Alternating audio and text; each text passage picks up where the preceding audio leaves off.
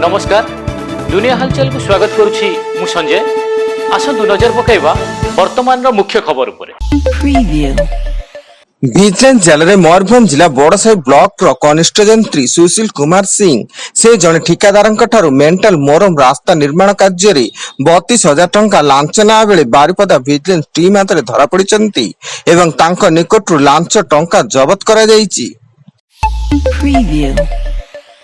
पूरी विश्व प्रसिद्ध रथयात्रा पर राज्य सरकार पक्षर व्यापक सुरक्षा व्यवस्था करा जायछि। रथयात्रा समय सुरक्षा व्यवस्थार तदारख पाई 19 जन वरिष्ठ आईपीएस अधिकारी को नियोजित करा जायतिया बेले प्राय 12,000 पुलिस और केंद्रीय सशस्त्र पुलिस बाहिनी कर्मचारी को विभिन्न स्थान में मुतयन करा जायछि।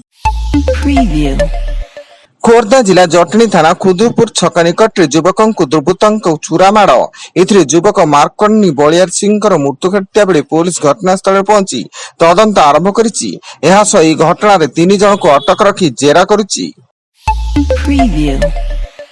कोरापुट सदर थाना अंतर्गत डोलियाम ब्रिज निकट 2 बाइक मध्य मुहांमुही धक्का घटनास्थल में 2 जनकर मृत्यु घटिया बेले अन्य जने गुरुतर आहत होई कोरापुट बड़ मेडिकल रे भर्ती एवं घटनास्थल में पुलिस पहुंची तदंत आरंभ करिछि।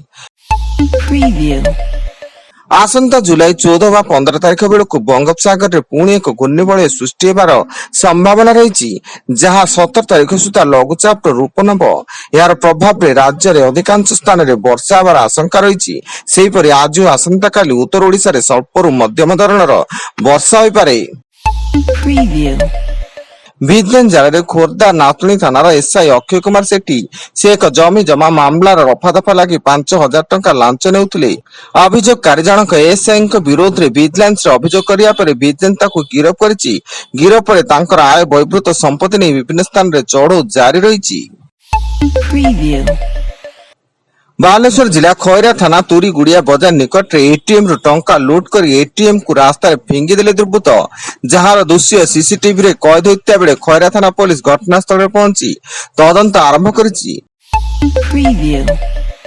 ओडिशा खनि निगम रो उच्च पदवी रे नियुक्ति देबाकू कही 20 लाख टंका ठकेई करथिबा अभियोगरे नकली आईएएस अधिकारी को श्री लिंगराज थाना पुलिस गिरफ करिछि।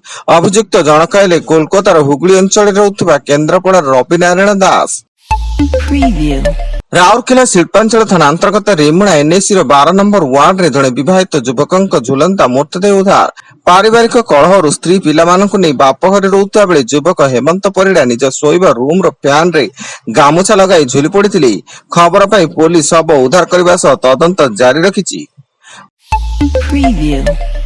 बालेश्वर एक घरे नर्सिंग होम रे राज्य स्वास्थ्य विभाग रो मिलित चढ़ाऊ नर्सिंग होम रे भ्रूण हत्या एवं बेआईन अल्ट्रासाउंड करा जातुवा नै अभियोग आधार रे प्रमाण मिलिथिया बेले पुलिस प्रशासन उक्त घटना रे क्लिनिक मालिकंक सह मैनेजर को गिरफ करी कोर्ट चालाना करछि।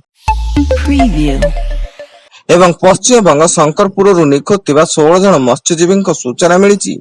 समुद्र एक द्वीप में मत्स्यजीवी मैंने फसी रही बेले समस्त मत्स्यजीवी सुरक्षित अछंती। एने तटरक्षी बाहिनी उद्धार कार्य आरंभ करिछि। वर्तमान पाई एतिकी अधिक न्यूज अपडेट्स पाई विजिट करंतु आम वेबसाइट www.duniyahalchal.in। धन्यवाद।